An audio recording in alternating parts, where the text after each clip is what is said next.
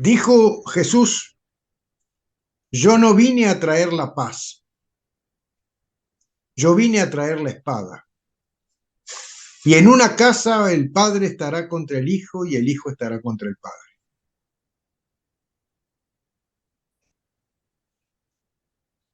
Esa es la naturaleza. Ese es el trasvasamiento generacional. Esa es la diferencia potencial, ideal, filosófica que existe entre las generaciones. Porque la vida avanza en una transformación, a través de una transformación.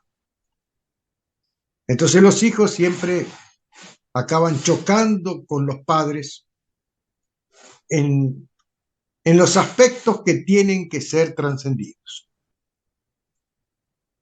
Y ahí es donde va el diálogo. Ahí es donde va la autoridad que tiene que saber dialogar a pesar de la autoridad.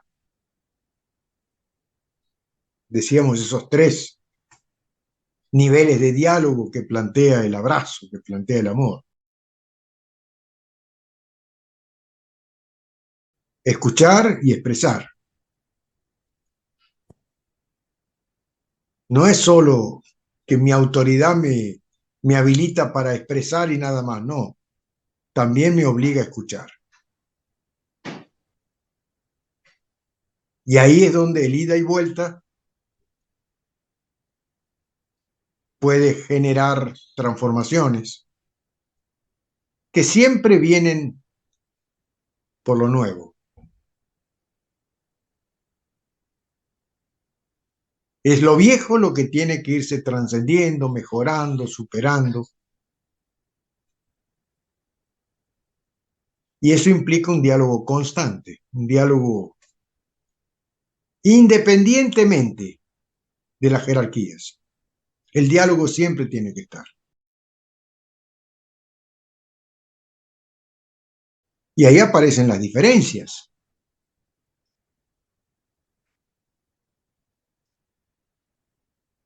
En esta época que nos toca, las diferencias son enormes. Y no puede ser de otra forma, porque hay una diferencia enorme entre el pasado inmediato y el futuro inmediato.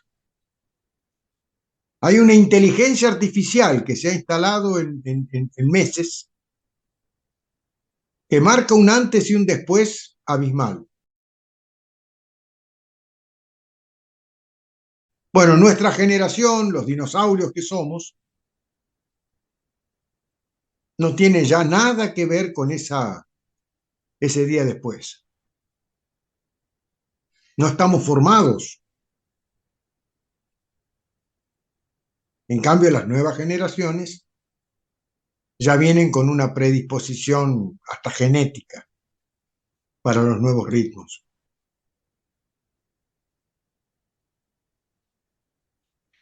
Bueno, esa distancia generacional, que es ya se la puede ver, se la puede medir, no es una cuestión de divagación filosófica esto. Bueno, se da en la horizontal también, marcando ese abismo en todo lo que es diferencia.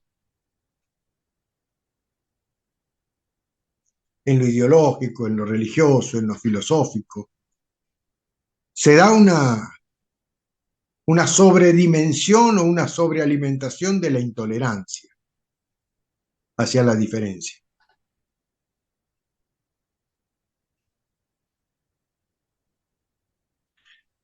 Nos toca esa época.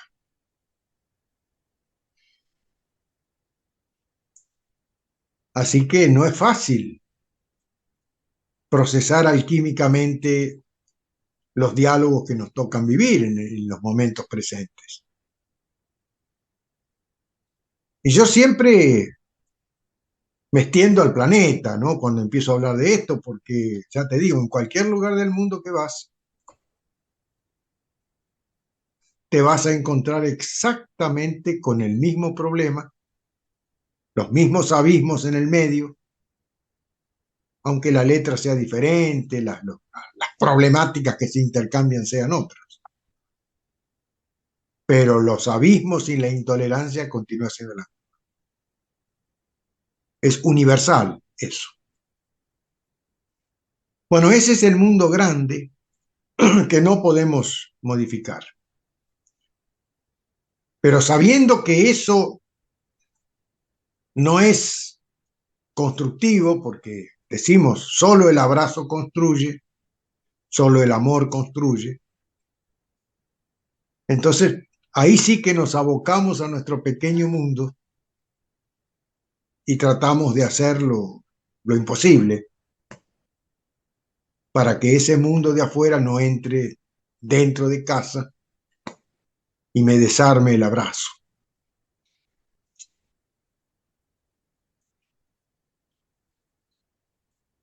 Son cuestiones concretas. Aquí si bien uno le pone letra y a veces se dan algunas vueltitas, algunos giros por ahí, el núcleo de lo que estamos diciendo es absolutamente práctico, es real, es palpable. Basta con pararnos un momento y mirar a dónde estamos. Y a partir de ahí ver qué es lo que podemos hacer estoicamente, estoicamente. Porque el mundo de afuera tiene vida propia, lo tuvo desde el origen de los tiempos. Desde el origen de los tiempos.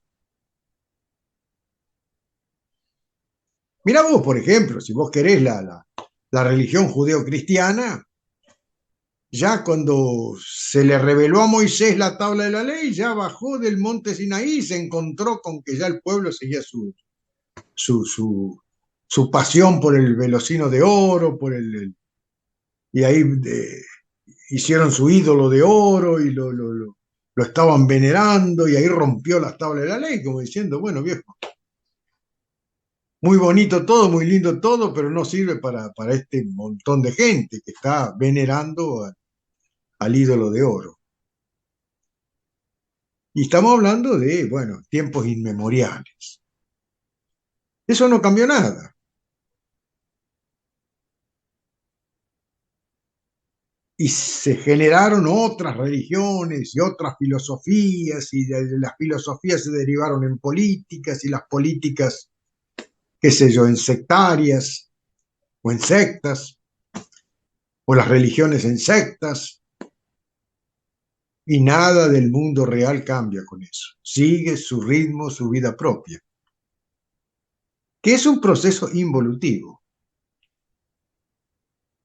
procesado en el tiempo histórico, que es mucho más lento que el tiempo individual. El tiempo individual es más rápido. La involución individual es muchísimo más rápida que la involución colectiva, la involución humana. El tiempo histórico, ¿no? El tiempo histórico es más, los ciclos históricos tienen más duración. Pero nosotros todo lo vivimos en una existencia, 70 y tantos, 70, 80, 90 años. En ese intervalo de tiempo tenemos la posibilidad de evolucionar o involucionar. Ahí se marcan las diferencias del tiempo, ¿no? Entonces, si nos entregamos a la vida colectiva, nos identificamos con lo que justifican las ideologías, y vuelvo a decirlo, si nos identificamos con lo que justifican las ideologías,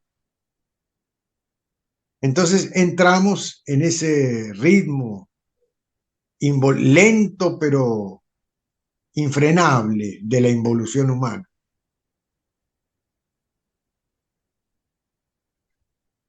El ego sigue justificando a través de fórmulas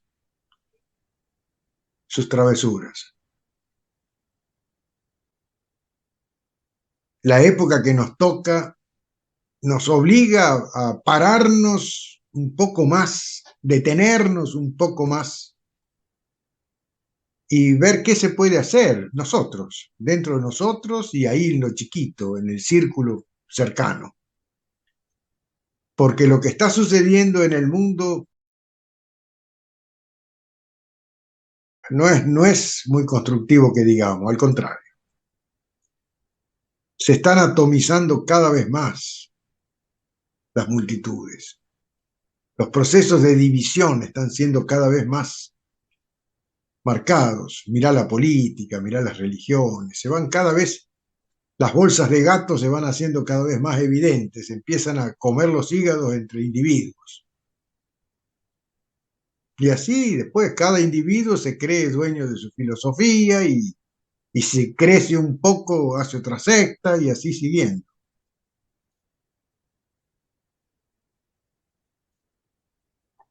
No nos podemos sumar inconscientemente a eso.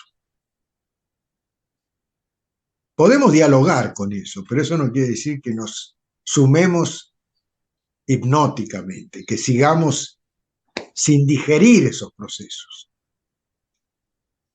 Por eso siempre caigo en el punto de que uno no tiene que perder su identidad. Y cuando digo identidad, estoy refiriéndome a sus propias convicciones. Porque el mundo es bipolar. Todo orden, desde lo atómico hasta las grandes construcciones del hombre, están sustentadas por un diálogo. Es bipolar. Lo correcto es que vos tomes conciencia de qué lado de ese diálogo estás y no pierdas esa identidad. Dios dice, a los tibios los vomitaré por la boca. O estás de un lado o estás del otro, pero con convicción por motivos que te son esclarecedores, porque tenés la convicción de que ese es el camino del bien. Bueno, está bien. Te identificás con uno de los dos lados posibles, porque así es el universo, así es la vida. Ahora, si vos a esa convicción la diluís en una pluralidad, perdés esa convicción y ya sos de aquellos indefinidos, aunque grites tu convicción.